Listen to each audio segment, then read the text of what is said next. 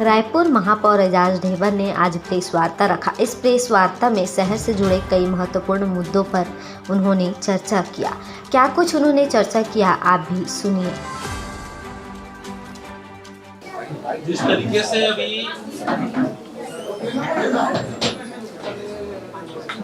रायपुर नगर निगम के क्षेत्र के अंतर्गत 70 वार्डों में जिस तरीके से अभी रायपुर नगर निगम टाउन एंड कंट्री प्लानिंग का अमला जिस तरीके से दुकानों को, फुटकर व्यापारियों को हटा रहा है, जो 20-20 साल से काम कर रहे थे। कल मैं वहां पर भी गया था फूल चौक में, तो दुकान मेरे ख्याल से चाट की और गुपचुप की, शायद उसका नाम बनारस चाट भंडार है। वो 20-22 साल से दुकान वहां पर संचालित कर रहे हैं। ऐसी बहुत जगह है जहां पर दुकानों को और जो गुमटियां हैं उनको हटाने का काम रायपुर नगर निगम के द्वारा और टाउन एंड कंट्री प्लानिंग के द्वारा किया जा रहा है।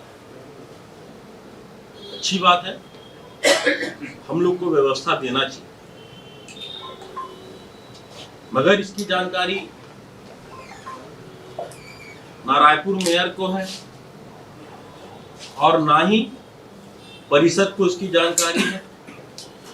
किसी को इसकी जानकारी नहीं है। जानकारी के बगैर,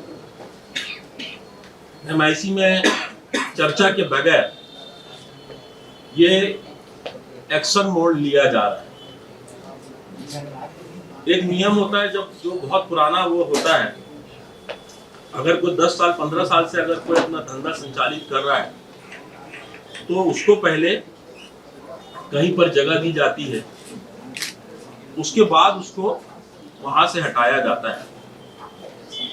मगर लगातार जो गरीब तत्वों के लोग हैं, गरीब लोग हैं, इसी तरीके से NIT के पास भी एक मुद्दा आया, वहां पर भी सब लोगों को हटा के ग्रिल लगा दी गई। अगर आप किसी को हटा रहे हो तो पहले उसको बसाने का भी काम करो। हम भी नहीं चाहते कि शहर में किसी प्रकार से कोई अव्यवस्था हो। हम भी नहीं चाहते कि ट्रैफिक व्यवस्था में किसी प्रकार की कोई परेशानी हो। हम भी नहीं चाहते किसी को चलने में परेशानी हो। मगर अब क्योंकि बहुत पुराना वो लोग काम कर रहे थे, उनको पहले कहीं बसाना था, उसके बाद वहां पर आपको कार्रवाई करनी थी। छोटे छोटे लोगों के ऊपर कार्रवाई बहुत तेजी से किया जा रहा है, जिनका कोई अप्रोच नहीं है, जो गरीब लोग हैं, जिनके पास पावर नहीं। मगर वहीं बूढ़ा तालाब चौपाटी में अभी भी काम चल रहा है। ये किस तरीके से आप दो धारी तलवार वाला आप काम कर रहे हैं, किस तरीके से आप पल में मासा और पल में कांटा वाला काम कर रहे हो। एक तरफ आप गरीबों लोग को हटा रहे हो, एक तरफ आप फूल चौक में हटा रहे हो, एक तरफ NIT के लोगों को हटा रहे हो। लगभग 70 वार्ड में इस तरह की कार्रवाई चल रही है। ये बताने का प्रयास कर रहे हैं कि महापौर वहां पर कांग्रेस की वो बैठी हुई है, उनके द्वारा सब ये हटाया जा रहा है।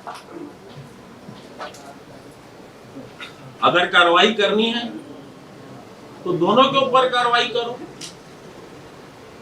चौपाटी का विरोध मैं नहीं, रायपुर की पूरी जनता बूढ़ा तालाब चौपाटी का विरोध कर रही है। डबल स्टोरी चौपाटी बन रही है। उस चौपाटी से स्कूल का व्यू, कॉलेज का व्यू और जो हॉस्टल है उसका पूरा व्यू दिखता है। आप लोग ने भी जाके मेरे साथ वहां पर भ्रमण किया है। दरवाजा खोल दिया गया, सीधा चौपाटी में जाके दरवाजा मिले, वो गेट खोल दिया गया। सरकार आते ही साथ साए साए बोले काम होंगे। हमने भी सोचा कि दरवाजा जो खोले उसके पीछे मानसिकता अच्छी होगी, हो सकता है हम कुछ गलती कर रहे हो, मगर नहीं, मानसिकता अच्छी नहीं थी। वो डायरेक्ट जो रास्ता निकलता है वो सीधा चौपाटी पे मिलता है। सुप्रीम कोर्ट के एक आदेश है कि आप 100 मीटर तक की किसी भी प्रकार की कोई चौपाटी नहीं खोल सकते। पानी से दूर अगर आप 100 मीटर आपका वो है तो आप वहां पर चौपाटी नहीं खोल सकते, मगर वहां पर चौपाटी खोली जा रही है। सिर्फ उसी चौपाटी को आप वो करने दे रहे हैं, बाकी लोगों को आप हटाया जा रहा है। बाकी लोग, गरीब लोगों को आप रातों रात आप लोग उसको जाके तोड़ फोड़ कर दे रहे हैं। क्या उनको नोटिस दी जा रही है? क्या उनको समय दिया जा रहा है?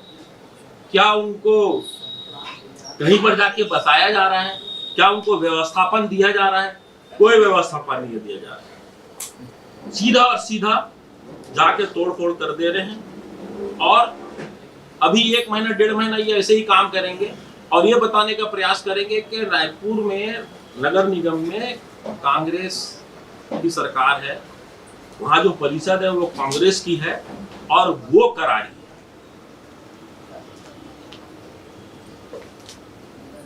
ये जो चौपाटी वाले, ये एनआईटी वाले, ये ठेले, ये खुंटियां, ये कहां से आए? ये सब आरोप प्रत्यारोप मेरे ऊपर लगाते हैं। मैं एक बात आपको बता दे रहा हूँ, जाति धर्म से उठकर हम लोग ने यहाँ पर रायपुर नगर निगम ने हमने काम किया। कोरोना काल में बहुत सारे लोग बेघर हो गए, बहुत सारे लोगों का धंधा चले गया, जो नौकरी करते थे उनकी नौकरी चले गई। उन्होंने सब ये धंधा चालू किया है, छोटा छोटा ठेला खोल के उन्होंने अपना काम चालू किया है। और इसी वजह से आज हम लोगों को बहुत बेहद रूप में, बहुत बड़े रूप में आज चौपाटी या ठेले वाले हम लोग को दिखते हैं। मैं ये भी कहता हूं कि व्यवस्थापन भी जरूरी है और ट्रैफिक व्यवस्था भी किसी प्रकार से कोई बाधित ना, यह भी हम लोगों की व्यवस्था हम लोग को करनी है। इसका मतलब मगर ये नहीं कि हम लोग कहीं भी जाके उखाड़ दें, हम कहीं भी जाके उजाड़ दें, ये नहीं। ये तो हो गई चौपाटी की बात। नंबर 2, अमलीडी की जमीन जो 9 एकड़, जिसको लेकर लगातार विरोध नागरिकों के द्वारा, विधायकों के द्वारा, पूर्व विधायकों के द्वारा, पार्षदों के द्वारा और पूर्व पार्षदों के द्वारा लगातार वहां पर विरोध हो रहा है। एक बात मैं आप लोग को बड़ी मजे की बात बताना चाहता हूं कि जो 152% की जो प्रक्रिया है उसमें कलेक्टर और एडीएम साहब और तहसीलदार मिलकर 7,500 का पावर कलेक्टर साहब को रहता है कि 7,000 के नीचे की जो जमीन होती है उसको कलेक्टर महोदय अलॉट कर सकते हैं। मगर जब जमीन ज्यादा हो तो ये सीधा जाता है राज्य शासन के पास, राजस्व विभाग के पास। ये कहते हैं कि जब आचार संहिता चल रही थी तब तत्कालीन कलेक्टर महोदय ने इस काम को किया। 9 एकड़ का अधिकार कलेक्टर महोदय को नहीं रहता भाई साहब। 9 एकड़ का अधिकार में 5 लोगों की कमेटी बनती है, जिसमें माननीय मंत्री जी खुद उसमें विराजमान होते हैं, जिसकी अध्यक्षता करते हैं। अध्यक्ष मंत्री जी रहते हैं और जो सेक्रेटरी रहते हैं उस कमेटी में, वो वहां की सेक्रेटरी महोदय रहती हैं जो इस विभाग की हैं। अब कुल मिला के इसमें जो आयुक्त हैं, ये नगर निगम आयुक्त नहीं, संभाग आयुक्त, वो और 5 लोग उस कमेटी में बैठते हैं। तब जाके ये जमीन का आवंटन होता है। बाकी योजना को तो आप बराबर पलट रहे हैं या तो नाम चेंज कर रहे हैं। सिर्फ एक व्यक्ति को देने के लिए, सिर्फ एक व्यक्ति को लाभ पहुंचाने के लिए क्यों आपने 152% 28 जून को 2024 को यह आदेश निकला है? किसके कहने से निकला है? क्यों निकला है? एक ही आदेश क्यों निकला? बाकी आदेश फिर 2 दिन के बाद फिर 152% आप खत्म कर देते हैं। एक ही आदेश क्यों निकला? और ये आरोप लगाते हैं कि पूर्व की सरकार की किया हुआ है। पूर्व की सरकार ने अगर भेजा था तो कैंसिल कर देना था। पूर्व की सरकार को आप फैसलों को बदल रहे हो। पूर्व की सरकार के जो काम उसको आप नाम चेंज कर रहे हो, नाम चेंज करके आप वो कर रहे हो। आप बहुत सारी चीजों को पूर्व सरकार के चेंज कर रहे हो। इसको आपने क्यों चेंज नहीं किया? इसको आपने क्यों, आपके पास जब आए, जब कलेक्टर महोदय ने भेजे, रिजेक्ट कर देना था, कैंसिल कर देना था, नहीं देना था, मगर नहीं। बहुत बड़ा भ्रष्टाचार इसमें हुआ है। अब मुझे लगता है बहुत सारी सेंट्रल एजेंसियां हैं, बहुत सारी एजेंसियां अभी सब चीज में सक्रिय होती है। मैं तो माननीय प्रधानमंत्री जी से मांग करता हूं आप लोग के माध्यम से कि इस पूरे प्रकरण की, क्योंकि इसमें मेरे हिसाब से 300-400 करोड़ का ये मामला है, इस प्रकरण की पूरी सीबीआई जांच होना चाहिए। क्योंकि मुझे लगता है कि इसमें राज्य सरकार ने बिना किसी को जाने, बिना किसी को विश्वास में लिए, ना वहां के जो नागरिक हैं उनको विश्वास में बिना लिए, जब वो कॉलेज के लिए जगह आरक्षित थी, जब कॉलेज के लिए वहां पर भूमि पूजन हो गया था, तो ऐसा क्या हुआ पड़ा कि आपने वहां पर 9 एकड़ बहुत बड़ा मॉल बनाने के लिए आपने वो जगह को बेच दिया। और सिर्फ पूरी सरकार में अगर 152% हुआ है तो सिर्फ एक प्रकरण हुआ है, उसके अलावा कोई प्रकरण नहीं हुआ। तो सरकार को, माननीय मुख्यमंत्री जी को, माननीय मंत्री जी को, टंकराम वर्मा जी को, माननीय प्रभारी मंत्री जी को, केदार कश्यप जी को और माननीय राज्यपाल महोदय जी को ये सब चीज संज्ञान में लेना चाहिए कि 9 एकड़ जमीन कौड़ी के दाम में बेच दी गई, 1700-1600 रुपए में जमीन बेच दी गई। वो जमीन की कीमत मेरे हिसाब से आज की डेट में 6 से 7 हजार रुपया स्क्वायर फीट है। तीसरा जो एक प्रमुख मुद्दा है तो रायपुर से जुड़ा हुआ है। हमने मच्छरों के लिए बहुत सारी बात करी, हमने मच्छरों के लिए आज रायपुर पूरा जूझ रहा है। हमारी सोच, हमारी मानसिकता अच्छी थी, हम अच्छी सोच लेकर काम कर रहे थे कि ग्लोबल टेंडर बुलाएंगे, और बड़े अफसोस के साथ कहना पड़ रहा है कि ग्लोबल टेंडर कुछ नहीं हुआ। एक दुरुप की एजेंसी को काम दे दिया गया जो पूरे तरीके से इस मच्छर मारू कार्यक्रम में पूरे तरीके से विफल रही। मजे की बात, 3 महीने का टेंडर 2 महीने में 65 लाख रुपया भी निकल जाता है। 3 महीने का टेंडर 1.5 करोड़ रुपए में होता है, उसको भी पायलट प्रोजेक्ट बोला जाता है। पायलट प्रोजेक्ट का रूप यह होता है कि हम किसी एक वार्ड में उसको देखें, हम किसी 2 वार्ड में देखें, हम किसी एक जोन में देखें, मगर पूरे 70 वार्ड में पायलट प्रोजेक्ट चलाया जाता है और ना ही सभापति महोदय को जानकारी, ना ही पार्षद को कोई जानकारी, ना ही किसी मेयर इन काउंसिल के सदस्यों को जानकारी, ना ही इस विभाग के अध्यक्ष को जानकारी, और ना ही मुझे इसकी जानकारी। और 65 लाख रुपए का भुगतान भी उसको 2 महीने का कर दिया जाता है उसके परफॉर्मेंस के आधार पर। क्या परफॉर्मेंस रहा? आप सब लोग से मैं पूछना चाहता हूं, क्या रायपुर में कोई मच्छर कम हो गए? क्या रायपुर में मच्छर नहीं काट रहे हैं? मेरे हिसाब से उस मच्छर मारू कार्यक्रम में भी, मच्छर उन्मूलन में भी 100% इसमें भी भ्रष्टाचार हुआ है। हम लोग सोमवार को MIC करेंगे। उन्होंने मुझसे 1 हफ्ते का समय मांगा था। पिछले सोमवार को जब MIC हुई थी तो उन्होंने 1 हफ्ते का समय मांगा था। जानकारी इसकी लेंगे, क्योंकि मुझे लगता है कि ये भी एक भ्रष्टाचार का खेला यहाँ पर भी हुआ है।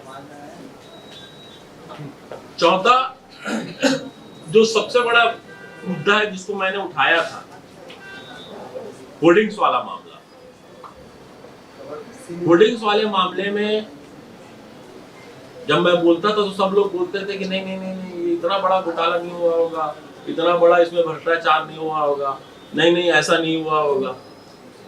मगर अब रुझान सामने आने लगे हैं, चेक बाउंस होने लगे हैं, जो बीडर है वो भागने लगा है, उसको सब लोग खोजने लगे हैं। तो मैं उस समय भी बोलता था ये रायपुर नगर निगम में सबसे बड़ा भ्रष्टाचार ये यूनिपेल वाला हुआ है। और मैं तो बोलता हूँ उसमें कैट को पूरे तरीके से यहाँ पर घुस के उसकी सबको ऑडिट कराना चाहिए, और ऑडिट के बाद जो कुछ होगा दूध का दूध और पानी का पानी यहाँ पर हो जाएगा। मुझे लगता है कि ये खेल बहुत बड़ा खेल हुआ है, और अभी भी इस बात पे मैं अड़िग हूँ। पहले भी मैंने ये बात को उठाया, मैंने हमेशा इस बात को यहाँ बैठ के बोला, अगर नगर निगम में भी अगर कोई सही काम हुआ है तो वो भी मैं आप लोग को बोलूंगा, और रायपुर नगर निगम में कोई गलत काम हुआ है तो भी मैं आप लोगों को बताऊंगा, क्योंकि मेरी नैतिक जवाबदारी है और मैंने अपनी जवाबदारी से कभी नहीं मुकरा और अपनी नैतिक जवाबदारी को मैं पूरा कर रहा हूँ। अगर रायपुर नगर निगम को राजस्व नुकसान होगा, रायपुर नगर निगम को अगर इसमें अगर नुकसान होगा तो जरूर मैं सामने आके बोलूंगा, मगर इस सरकार को संज्ञान में ये बात को लेना चाहिए कि ये जो भ्रष्टाचार है, ये जो यूनिपोल वाला घोटाला है, इस पे सरकार को जरूर संज्ञान लेना चाहिए। स्वाभाविक है, जो बिल्डर है वो रामा बिल्डर है, पीछे कौन है ये अब आप लोग पता लगाओ। मैं तो आपको पहले बताया कि इसमें माननीय मंत्री जी अध्यक्षता करते हैं, बिना मंत्री जी की अध्यक्षता में 9 एकड़ जमीन आवंटन नहीं हो सकती। नंबर 1 आपका जो पहला सवाल था। दूसरा क्या था आपका? आचार संहिता में कलेक्टर भूरे साहब थे, उनके उसमें गया, मगर मैं बोलता हूँ अगर वो चले भी गया तो कैंसिल कर देना था। अरे भाई, आप हमारे सब चीजों को चेंज कर रहे हो, आप हम जो भी योजना बता रहे हो योजना को आप बंद कर रहे हो। ठीक है, बहुत सारी योजना को आप बंद नहीं कर पाए हो, और ना बंद कर सकते ना। स्कूल जो हमने चला रहे हैं, जो इंग्लिश स्कूल हमने फ्री में जो चलवाई थी, वो आज तक आपका कोई आप उसमें वो नहीं कर पा रहे हो। हमने मुख्यमंत्री श्रम स्वास्थ्य योजना चलाई थी, बस उसमें बस को चेंज कर दिया, उसका कलर चेंज कर दिया, फोटो चेंज हो गया। ठीक है, अच्छी बात। देखिए, मैं तो पहले ही बोल रहा हूँ, अपराध की तो आप बात ही मत करो। अपराध तो मतलब यहाँ तो बढ़िया राम राज चल रहा है, बढ़िया 10 महीने में आप सब लोग देख रहे हो, ढाई चल रहा है, ढाई जहाँ देखो ढाई, जहाँ देखो लूट, जहाँ देखो बलात्कार, जहाँ देखो हत्याएं, जहाँ देखो चाकूबाजी, ये तो चल रहा है सरकार में। कहाँ सरकार चल रही है क्या? लॉ एंड ऑर्डर किस यहाँ पर कोई मेंटेन है? लॉ एंड ऑर्डर क्या यहाँ पर सरकार ध्यान दे रही है लॉ एंड ऑर्डर में? लॉ एंड ऑर्डर पूरे हिंदुस्तान में अगर सबसे खराब अगर कहीं लॉ एंड ऑर्डर है, दुख के साथ कहना पड़ रहा है कि वो सिर्फ छत्तीसगढ़ में है।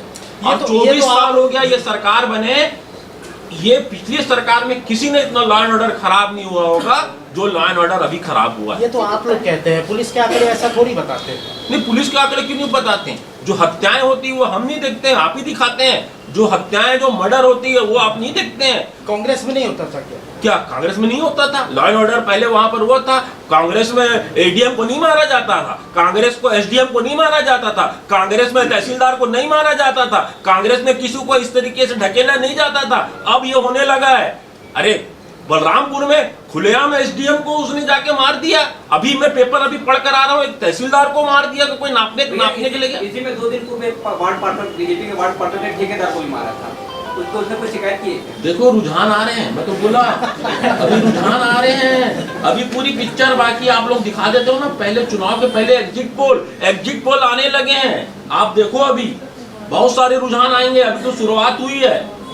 अच्छा, इस तरीके से मैं इसमें बोलना चाहूंगा कि चारों विधायक महोदय, चारों वहां के लोग इस तरीके की जोनों में मनमानी ये लोग कर रहे हैं। टेंडर होता नहीं है, पहले आदमी लोगों को मिल जाता है। टेंडर जिस तरीके से जारी होता है वहां पर लिस्ट बन के चले जाती है कि ये 10 आदमी काम करेंगे तो यही काम करेंगे। ये जो परंपरा है ये बहुत खराब परंपरा है। उसके बाद फिर आप गुणवत्ता की या काम अच्छे की आप बिल्कुल आप परिकल्पना मत करो, फिर काम तो खराब ही होंगे। और शायद ये जो झगड़ा हुआ है, ये जो लड़ाई हुई है, ये जो रुझान आप लोगों को मिला है, छोटी सी पिक्चर मिली है, बहुत सारी पिक्चर और आगे आएगी।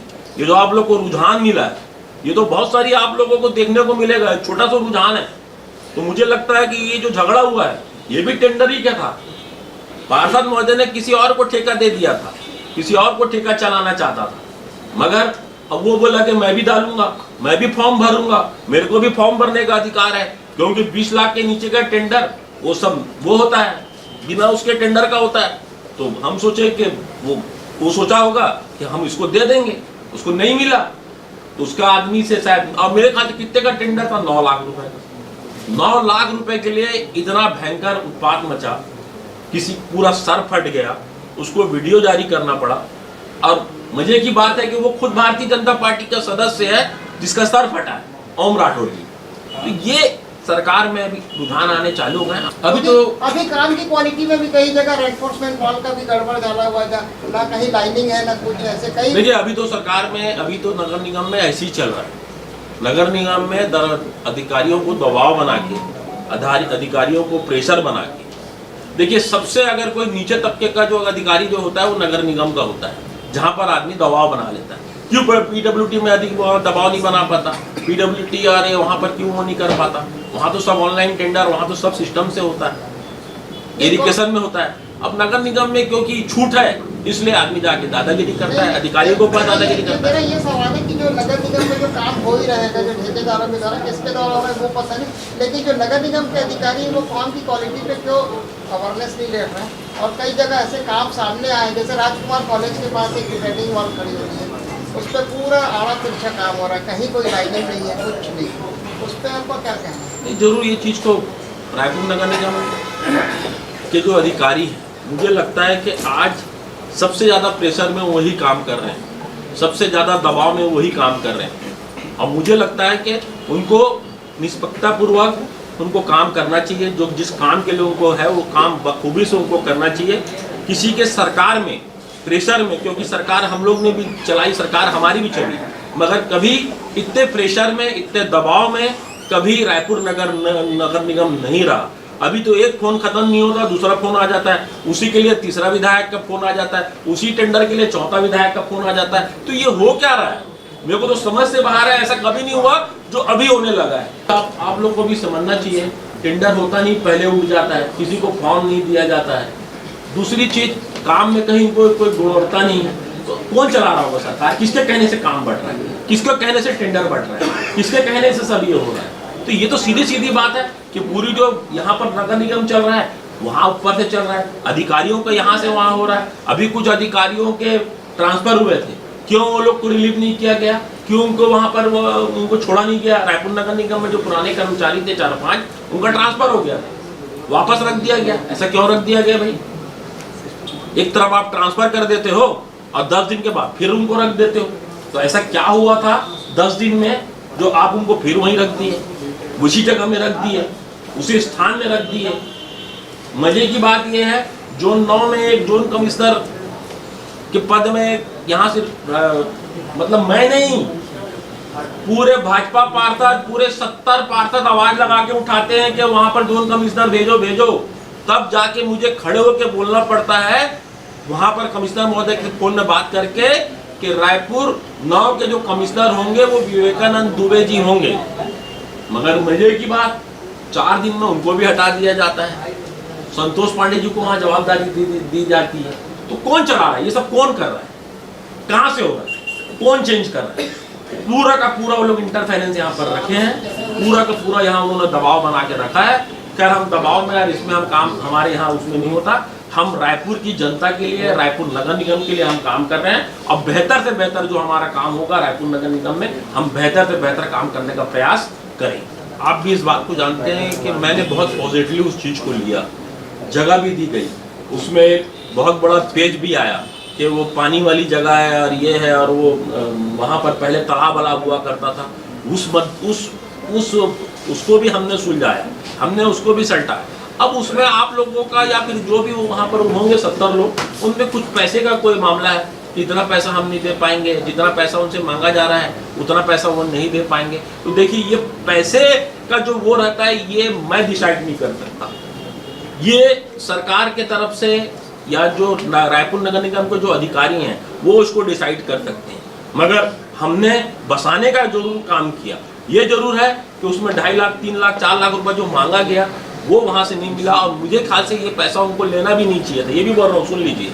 मगर अब क्योंकि रायपुर नगर निगम की अपने अधिकार हैं, अपनी सीमा है, तो वो अपने अधिकार और सीमा से वो चाह रहे थे कि इतना पैसा मिल जाए और काम हो जाए। और हमारी आज भी मंशा साफ है कि उन लोगों को वहाँ पर व्यवस्थापन करना चाहिए फ्री ऑफ कॉस्ट। जैसी उनके ऊपर एफआईआर हुई, सरकार और कानून अपना काम कर रहा है, हम लोगों को एक्शन लेने की ज़रूरत नहीं। हमने जरूर अपने संगठन में बात की है, संगठन में हमने जरूर बोला है। और सबसे बड़ी बात है, कमरान अंसारी के ऊपर एफआईआर हो गई है, थाना मतलब थाने से नहीं हुई, एफआईआर कोर्ट से उसके ऊपर वो हुआ। क्या हमने कोई अपना सामने स्टेटमेंट दिया कि नहीं वो अच्छा काम कर रहा था? हम तो बोल रहे हैं अगर गलत कोई काम करेगा तो चाहे हमारे घर का ही क्यों ना हो, गलत काम मतलब अगर कोई कानून को अपने हाथ में लेगा तो फिर वो गलत है। अब कानून को उसने हाथ में लिया, गलत काम हुआ होगा, तब जाके फिर कोर्ट ने आदेश दिया कि उसके ऊपर एफआईआर की जाए। अब जो भी है संगठन की बात है, संगठन में मैंने प्रदेश अध्यक्ष को भी इसकी जानकारी दी है, मैंने अपने शहर अध्यक्ष उनसे भी मैंने चर्चा की है। संगठन जो निर्णय लेगा हमारे लिए सर्वमान्य होगा। मैंने संगठन में मगर इसकी जानकारी दे दी है कि ये जो हुआ है वो गलत हुआ। जांच रिपोर्ट तो बनी, इसमें 5 लोग की कमेटी भी बनी, माननीय आशीष टिकरिया को इसका अध्यक्ष बनाया गया। अब जांच तो जांच होती है, अब 1 महीना चले, 2 महीना चले, 3 महीना चले, 3 लोगों की उसमें कमेटी भी बनी। कमेटी बनने के बाद अब जांच हम भी सोच रहे हैं रिपोर्ट आएगी आएगी आएगी आएगी आएगी आएगी में सरकार चलेगी भैया। और यदि हमारी सरकार रहती तो जरूर उसमें निर्णय लेती, जरूर उसमें फिर संज्ञान में लेती, क्योंकि यूनि पर उठा, हमारे मुद्दा द्वारा उठाया गया। और सबसे बड़ी बात मैं तो बोलता हूँ, अगर कोई चीज घोटाला दिख रहा है, ये घोटाला हुआ है, तो मेरे ख्याल से सरकार किसी की भी हो उसको संज्ञान में लेना चाहिए। अगर हम बोले हैं, अगर नहीं है, मैं तो खुद बोल रहा हूँ, ऑडिट कराओ कैट से, आप इसको ऑडिट तो कराओ। अगर ऑडिट हो गया, जितने यहाँ पे यूनिपोल हैं, ऑडिट अगर हो गया, दूध का दूध और पानी का पानी नहीं हुआ तो मुझे बोलना, और कम से कम 50 करोड़ रुपया रायपुर नगर निगम को मिलेगा, ये मैं दावे से कह सकता हूँ। 50 करोड़ रुपया रायपुर नगर निगम को मिलेगा अगर ऑडिट हो गया। ऑडिट करते नहीं है, कैट से ऑडिट करा लें, टीम बुला लें, कमेटी बना लें, जांच कर लें।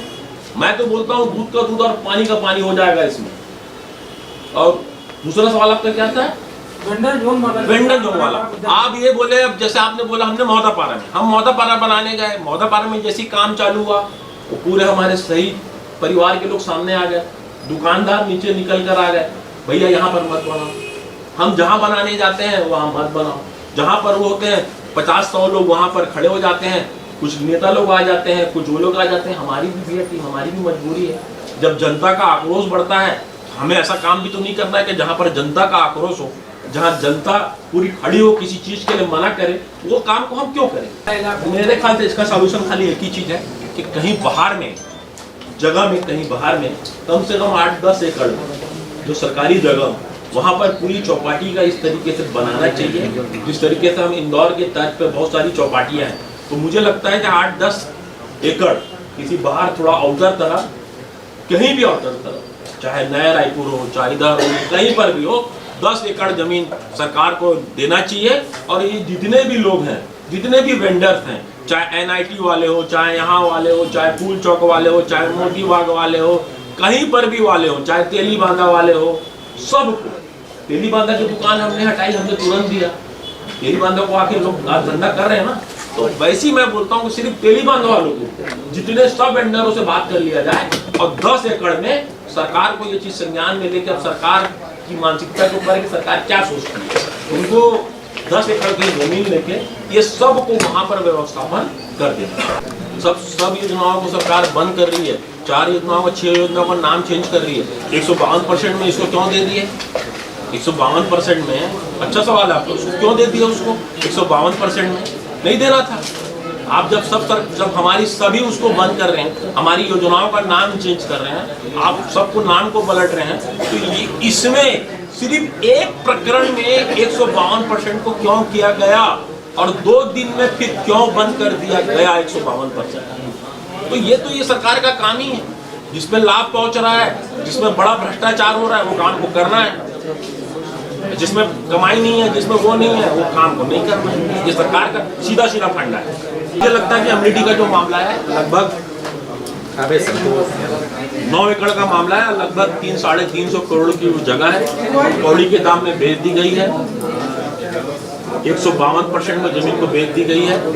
सरकार सभी योजनाओं को चेंज कर रही है, इस योजना को क्यों चेंज नहीं करी, क्यों नाम को नहीं पलटा, क्यों जब कलेक्टर महोदय ने जब यहाँ से भेज दिया था तब तो फिर ये मंत्री जी इसकी अध्यक्षता में ये आवंटन होता है और उसमें ये देखा जाता है कि वो वहाँ पर कौन सी योजना है नहीं है, तो वो क्या वो देखा नहीं गया, क्या वो ये नहीं देखा गया कि कॉलेज के लिए भूमि पूजन हो गया था। ये सब कुछ देखने के बाद ये सब चीज किनारे करते हुए, कॉलेज को दरकिनार करते हुए उस जमीन को उस बिल्डर को दी गई है। मैं इसकी सीबीआई जांच की मांग करता हूँ। बड़ी एजेंसी है, माननीय प्रधानमंत्री जी नरेंद्र मोदी जी से भी मैं मांग करता हूँ कि इसकी सीबीआई जांच होनी चाहिए।